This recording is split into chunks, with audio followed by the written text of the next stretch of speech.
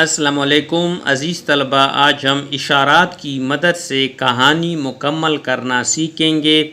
اشارات کیا ہے؟ ایک کچھوے اور بچھو میں دوستی۔ آگے یہ ایک اشارہ دیا گیا ہے۔ دونوں کا سفر پر روانہ ہونا، یہ بھی ایک اشارہ ہے۔ آگے کہانی جاری ہے۔ راستے میں ندی کا پڑنا، یہ بھی ایک اشارہ ہے۔ پھر کہانی جاری ہے۔ بچھو کا کچھوے کے پیٹ پر سوار ہونا، یہ بھی اشارہ ہے۔ آگے ہے ڈنک مارنا، یہ بھی اشارہ ہے۔ پھر کچھوے کا پانی میں غوطہ لگانا، یہ بھی اشارہ ہے، اور آخر میں نتیجہ اخذ کرنا ہے۔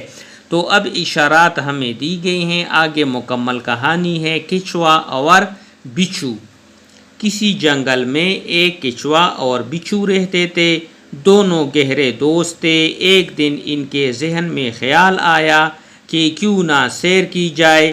چنانچہ وہ دونوں سیر کے لیے نکل کھڑے ہوئے اور چلتے چلتے ایک ندی کے کنارے پر پہنچ گئے۔ پانی کناروں تک بہہ رہا تھا۔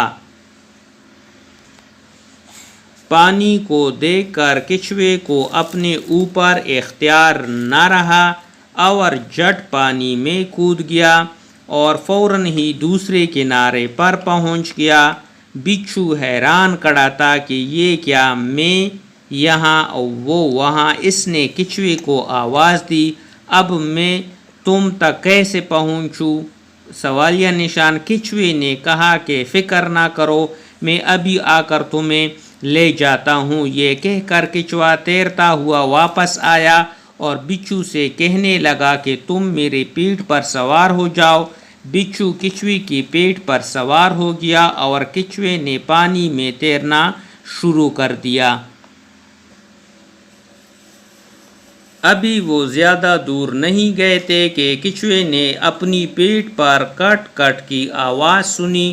اس نے بچھو سے پوچھا، یہ آواز کیسی ہے؟ سوالیہ نشان۔ بچھو کہنے لگا، دوست کوئی خاص بات نہیں، میری عادت ہے کہ میں ہر ایک کو ڈنگ مارتا ہوں اور میں تمہاری پیٹھ پر ڈنگ مار رہا ہوں۔ میں اپنی عادت سے مجبور ہوں۔ کچھوے کو بڑا غصہ آیا مگر وہ خاموش رہا، مگر دل میں یہی سوچ رہا تھا کہ اس کو سبق ضرور سکھانا ہے۔ تھوڑی دور جا کر اس نے پانی میں ایک لمبا غوطہ لگایا۔ بچھو چیخ پڑا کہ یہ کیا کر رہے ہو؟ اس طرح تو میں ڈوب جاؤں گا۔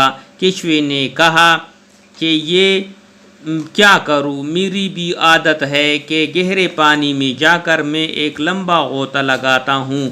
اس کے ساتھ بچھو پانی میں گر گیا۔ اخلاقی سبق اس کا کیا ہے؟ جیسی کرنی ویسی برنی۔